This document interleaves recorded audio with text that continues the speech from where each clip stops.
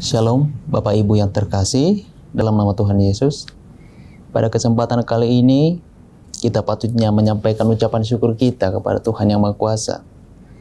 Kita patutnya berterima kasih kepada Tuhan, karena kita diberikan kesempatan yang luar biasa untuk mendengarkan firman Tuhan pada kali ini.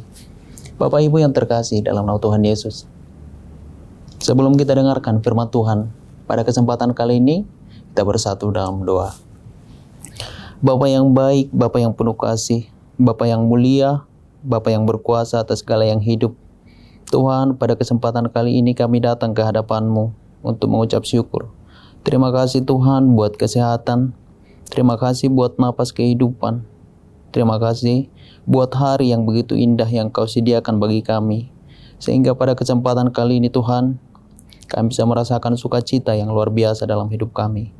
Bapa yang baik, Bapa yang bertata tinggi dalam kerajaan surga, sebentar lagi Tuhan, kami akan mendengarkan firman-Mu. Kiranya Engkau berkati kami sebagai pendengar, Engkau berikan kami hati yang damai, Engkau berikan kami pikiran yang terang, agar kami mengerti akan firman-Mu, dan biarlah firman-Mu menjadi tongkat dan pelita dalam kehidupan kami. Terlebih hamba-Mu Tuhan yang akan menyampaikan firman-Mu, urapi Tuhan, berikan Roh Kudus yang dari surga, berikan hikmat yang dari surga, agar hamba-Mu dapat menyampaikan firman-Mu sesuai dengan yang Engkau kehendaki. Berfirmanlah Engkau Tuhan, sebab kami telah siap mendengarkannya. Di dalam nama Yesus kami berdoa. Amin. Sekali lagi shalom, Bapak Ibu yang terkasih, dalam nama Tuhan Yesus. Firman Tuhan yang akan kita dengarkan pada kesempatan kali ini sangat luar biasa, ataupun sudah sangat terkenal, terutama di kalangan orang-orang percaya, termasuk kita sendiri. Firman Tuhan yang akan kita dengarkan pada kesempatan kali ini mengajarkan kita, supaya saudara jangan khawatir, supaya saudara jangan takut terhadap sesuatu yang Tuhan rancang dalam hidup saudara, terhadap sesuatu yang Tuhan karuniakan dalam hidup saudara. Jadi firman Tuhan yang akan kita dengarkan pada kesempatan kali ini, yaitu jangan khawatir. Bapak Ibu yang terkasih dalam nama Tuhan Yesus, sebelum kita lebih jauh lagi mendengarkan firman Tuhan yang begitu luar biasa, maka hal yang pertama yang harus kita ketahui adalah mengerti arti dari rasa khawatir. Kenapa saya katakan yang pertama yang harus kita ketahui, mengerti arti dari rasa khawatir? Bapak Ibu, tidak mungkin kita bahas bagian intinya kalau bagian judulnya saja kita tidak pahami. Pengertian rasa khawatir. Menurut Kamus Besar Bahasa Indonesia, khawatir diartikan sebagai rasa takut, gelisah, cemas terhadap sesuatu hal yang belum diketahui dengan pasti. Kalau dalam kehidupan kita sehari-hari kita sering sebut dengan overthinking, yaitu kita memikirkan sesuatu secara berlebihan. Kita tahu bahwa yang kita pikirkan itu belum pasti terjadi dalam hidup kita, tapi kita selalu terbebani akan hal itu. Kita sering cemas dalam hidup kita. Kita khawatir, kita takut. Bagaimana nanti kalau di masa depan Tuhan berikan cobaan kepada kita yang sangat berat. Tetapi ingatlah saudara, firman Tuhan yang tertulis dalam kitab Mazmur 55 ayat yang ke-22 dikatakan demikian. Serahkanlah khawatirmu kepada Tuhan, maka Ia akan memelihara engkau, tidak untuk selama-lamanya dibiarkannya orang benar itu goyah. Tuhan berfirman, Tuhan berkata dalam ayat ini, serahkanlah. Kata Tuhan, serahkanlah khawatirmu kepadaku, pasrahkan rasa bimbangmu kepadaku. Kata Tuhan, setiap beban yang ada dalam saudara, kita serahkan kepada Tuhan. Kita percayakan kepada Tuhan bahwasanya Tuhan mampu untuk membantu kita. Tuhan akan berkati kita untuk menyelesaikan masalah yang kita miliki. Percayalah saudara, bahwasanya Tuhan akan berkati kita. Tuhan akan melindungi dan Tuhan akan memberkati setiap orang yang datang kepadanya. Kita tahu Tuhan sudah berkata kepada kita supaya kita jangan takut. Tetapi dalam kehidupan kita sehari-hari kita masih takut, kita bimbang. Percayalah saudara bahwasanya Tuhan tidak akan membiarkan hidup orang-orang benar terguncang. Tuhan tidak akan membiarkan hidup orang-orang benar goyah. Sebaliknya, Tuhan akan angkat, Tuhan akan lindungi, Tuhan akan berkati setiap orang yang datang kepadanya, setiap orang yang berseru kepadanya. Dalam kitab Matius 6 ayatnya yang ke-34 dikatakan demikian. Sebab itu janganlah kamu khawatir akan hari besok, karena hari besok mempunyai kesusahannya sendiri. Kesusahan sehari cukuplah untuk sehari. Ayat ini sudah sangat jelas dan tegas mengingatkan kita supaya kita jangan takut akan hidup kita. Tuhan berfirman dalam ayat ini, kalau engkau punya masalah hari ini, selesaikan hari ini juga. Bapak Ibu yang terkasih dalam nama Tuhan Yesus, kalau saudara punya masalah hari ini, selesaikan hari ini juga. Biarpun masalah tersebut kecil, jangan kita anggap sepele. Karena apa Bapak Ibu? Kita tidak tahu masalah apa yang akan terjadi kepada kita di masa depan. Hanya Tuhan yang tahu. Jadi kalau saudara punya masalah, selesaikan hari ini juga. Saya pernah mendengar orang berkata demikian. Kalau engkau punya masalah hari ini, jangan bawa sampai matahari terbenam. Mungkin maksud dari perkataan tersebut ialah ketika kita punya masalah, lalu kita bawa dalam tidur kita, mungkin kita akan, mungkin masalah tersebut akan membebani pikiran kita, sehingga kita mungkin akan begadang, kita akan kepikiran, lalu kita sakit. Mungkin itu maksud dari perkataan tersebut. Jadi Bapak Ibu, kalau kita punya masalah, selesaikan hari ini juga. Bapak Ibu yang terkasih dalam nama Tuhan Yesus, kita tahu, saudara pasti tahu bahwa semua hal yang terjadi dalam hidup kita, itu semua atas izin Tuhan. Tapi kenapa kita masih khawatir? Bagaimana nanti kalau Tuhan berikan saya seperti ini? Bagaimana nanti kalau Tuhan buat keluarga saya seperti ini? Atau adakah di antara saudara yang dapat berkata, apapun yang Tuhan berikan, saya suka, dan apapun Tuhan yang terjadi, saya terima. Kenapa saya katakan demikian? Buktinya, dalam kehidupan sehari-hari, ketika Tuhan berikan kita pencobaan, ketika Tuhan berikan kita rintangan dalam hidup kita, kita sering komplain sama Tuhan. Bukan seperti ini Tuhan yang saya maksud. Saya mau seperti ini, saya mau seperti itu. Saya mau mobil mewah, saya mau punya rumah mewah. Tetapi yang seharusnya, yang kita minta kepada Tuhan adalah kekuatan. Ketika Tuhan berikan kita pencobaan, ketika Tuhan berikan kita rintangan dalam hidup kita, yang seharusnya kita minta kepada Tuhan adalah kekuatan. Tuhan berikan aku kekuatan, Tuhan berikan aku hikmat, agar saya mampu melewati rintangan yang Tuhan berikan kepada saya, agar saya mampu menaklukkan semua cobaan yang Tuhan berikan kepada saudara. Bukannya kita malah komplain sama Tuhan. Bapak Ibu yang terkasih dalam nama Tuhan Yesus, dan jika saudara mampu melewati cobaan yang Tuhan berikan kepada kita, mampu melewati rintangan yang Tuhan berikan kepada kita, itulah tanda Bapak Ibu, itulah bukti bahwasanya kita adalah pemilik iman sejati. Kita percaya bahwasanya Tuhan akan berkati kita. Kita percaya bahwasanya Tuhan akan melindungi kita. Kita percaya itu. Bapak Ibu yang terkasih dalam nama Tuhan Yesus, saya mau bertanya, apakah memang kekhawatiran kita, kekhawatiran saudara, itu adalah sesuatu yang harus kita miliki sebagai seorang Kristen? Atau apakah memang kekhawatiran merupakan sesuatu yang Tuhan tanamkan dalam diri kita? Jangan jadi orang Kristen. Kalau kita punya masalah dikit-dikit kita komplain, kita menyalahkan Tuhan. Kita merasa masalah yang kita miliki mustahil untuk diselesaikan.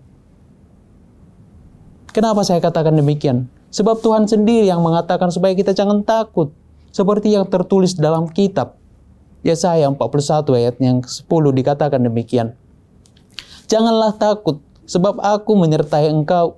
Janganlah bimbang, sebab aku ini Allahmu. Aku akan meneguhkan, bahkan akan menolong engkau. Aku akan memegang engkau dengan tangan kananku yang membawa kemenangan. Jadi kenapa saudara masih khawatir dalam hidup saudara? Kenapa saudara takut akan masa depan saudara? Jika saudara masih bisa makan hari ini, kenapa saudara khawatir? Jika uang saudara masih bisa disisihkan untuk keperluan besok, kenapa saudara khawatir? Bahkan banyak orang-orang di sekitar kita yang untuk makan besok pun mereka tidak tahu mau makan apa. Apakah mereka harus menyalahkan Tuhan? Apakah mereka harus menangis? Apakah masa depan mereka tidak terjamin?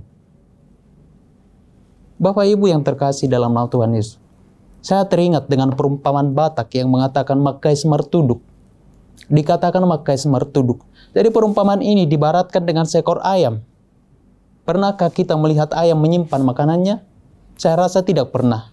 Ayam pada umumnya, ketika ia menemukan makanan, ia langsung makan. Demikian halnya perumpamaan ini. Dibaratkan orang yang bekerja hari ini, ketika ia dapat hasil, dan hasilnya cukup untuk hari itu saja. Mereka tidak memikirkan hidup berpoya-poya. Mereka tidak memikirkan besok mau makan apa. Yang terpenting, makan sekali dalam sehari itu saja rasanya sudah sangat bersyukur. Dalam kitab Matius 6 ayatnya yang ke-26 dikatakan demikian.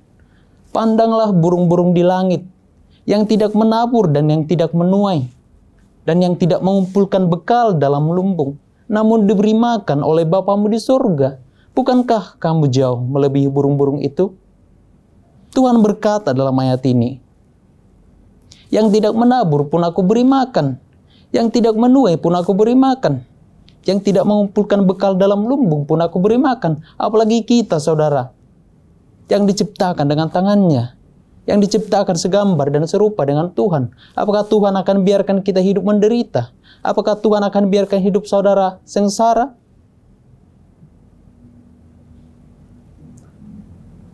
Dalam kitab Filipi 4 ayat 6, lagi-lagi firman Tuhan mengingatkan kita, janganlah hendaknya kamu khawatir tentang apapun juga, tetapi nyatakanlah dalam segala hal keinginanmu kepada Allah, dalam doa dan permohonan dengan ucapan syukur.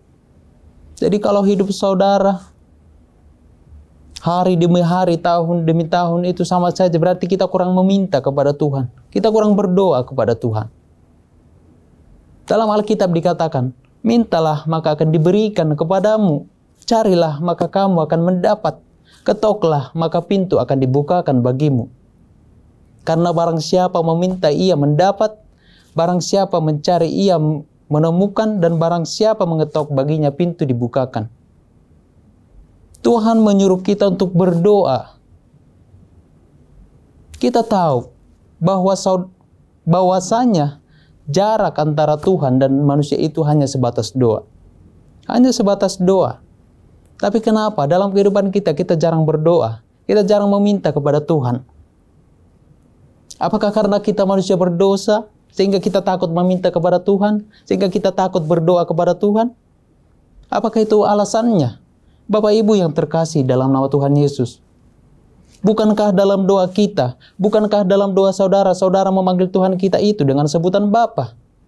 Bapa yang baik, Bapa yang mulia, Bapa yang penuh kasih. Jadi sedekat Bapa kepada anaknya lah Tuhan dengan manusia. Apakah saudara sadar? Ketika saudara meminta kepada Tuhan, ketika saudara berdoa kepada Tuhan, itu layaknya seorang anak yang meminta kepada ayahnya. Di dalam Alkitab dikatakan,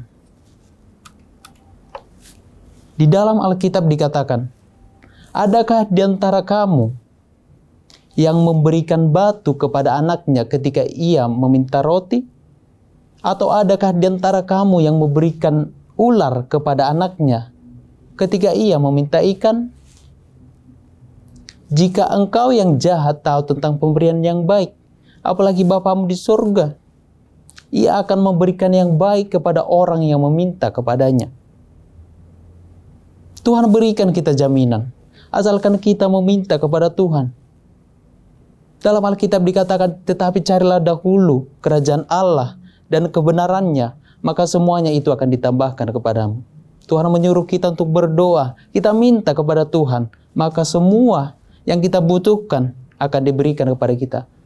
Tetapi bukan berarti ketika kita minta hari ini, Tuhan berikan hari ini juga. Karena apa? Tuhan punya waktu, Tuhan punya rencana yang lebih indah dalam hidup kita. Oleh sebab itu, saudara, Janganlah kita khawatir akan hidup kita. Jangan kita bimbang. Sebab saudara sudah dikuduskan. Sebab saudara sudah dibenarkan. Tuhan jamin hidup saudara. Tuhan rancang hidup saudara akan lebih baik lagi ke depannya. Bapak Ibu yang terkasih dalam nama Tuhan Yesus. Di zaman sekarang, banyak anak-anak muda yang khawatir. Mereka khawatir di masa depan mereka tidak menikah. Mereka khawatir di masa depan mereka menderita, hidup sengsara. Ketika Tuhan berikan menikah, tetap khawatir. Tidak menikah pun khawatir. Ketika Tuhan berikan menikah, lalu mereka khawatir, bagaimana nanti kalau mereka tidak punya anak? Ketika Tuhan berikan anak, tetap juga khawatir. Bagaimana nanti kalau anak tersebut, kalau Tuhan berikan laki-laki, bagaimana nanti kalau ia tumbuh menjadi seorang begal? Tuhan berikan perempuan, bagaimana nanti kalau ia tidak laku? Atau kadangkala ketika menikah, mereka tetap khawatir bagaimana nanti kalau pasangannya selingkuh. Bapak Ibu yang terkasih dalam nama Tuhan Yesus, kita sendiri yang buat kita stres. Kita memikirkan sesuatu secara berlebihan dalam hidup kita. Kita diberi, kita tidak tenang. Tidak diberi pun kita tidak tenang. Diberi menikah, kita khawatir. Tidak menikah pun kita khawatir. Bapak Ibu yang terkasih dalam nama Tuhan Yesus, satu ayat yang perlu kita renungkan dalam hidup kita. Saya ketika membaca ayat ini, saya terpukul. Kenapa? Karena saya sering khawatir dalam hidup saya. Tetapi kalau saudara bertanya, apakah saya sering komplain sama Tuhan? Mungkin jawaban saya, jarang. Kenapa? Saya hanya khawatir dalam hidup saya. Kenapa saya katakan saya jarang komplain sama Tuhan? Karena prinsip saya, apapun yang Tuhan berikan kepada saya jalani. Saya syukuri. Tetapi saya, saudara, tetap khawatir dalam hidup saya.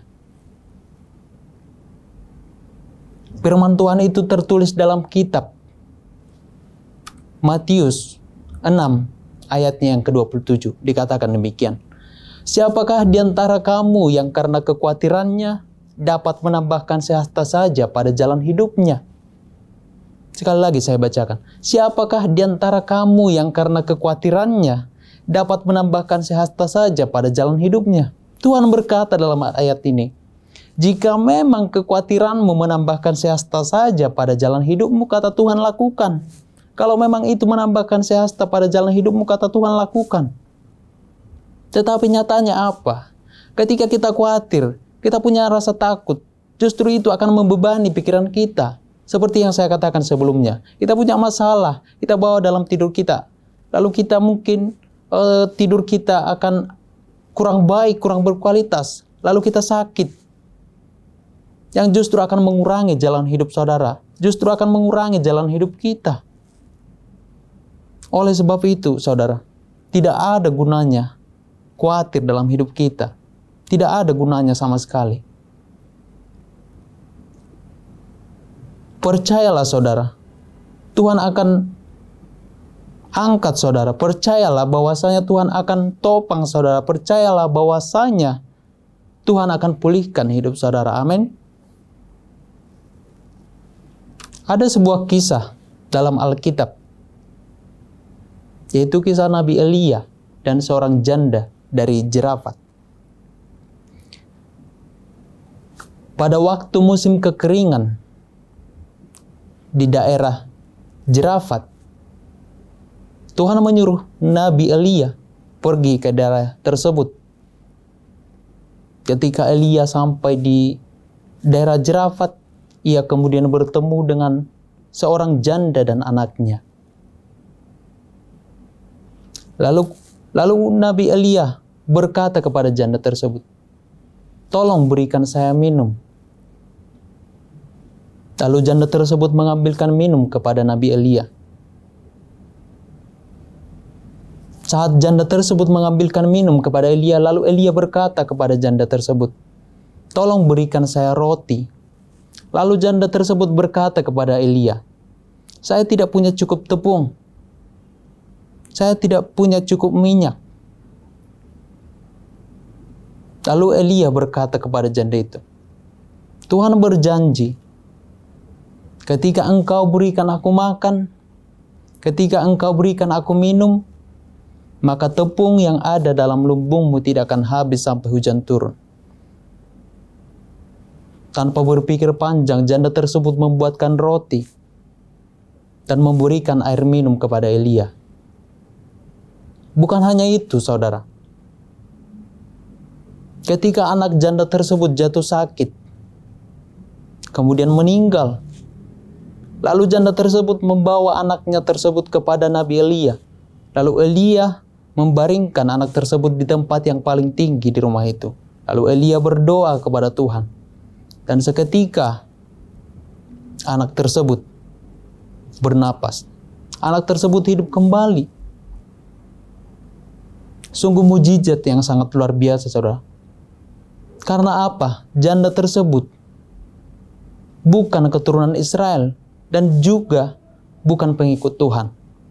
Lalu janda tersebut, ketika anaknya hidup, janda tersebut kemudian berkata kepada Elia, memang benar kamu, utusan Tuhan. Karena apa? Setiap perkataanmu benar adanya.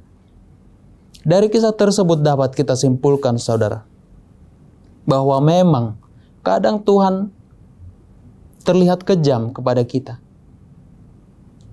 Memang kadang Tuhan terlihat kejam kepada kita. Karena apa? Kita tidak tahu bagaimana rencana Tuhan kepada kita. Tuhan berikan kita cobaan.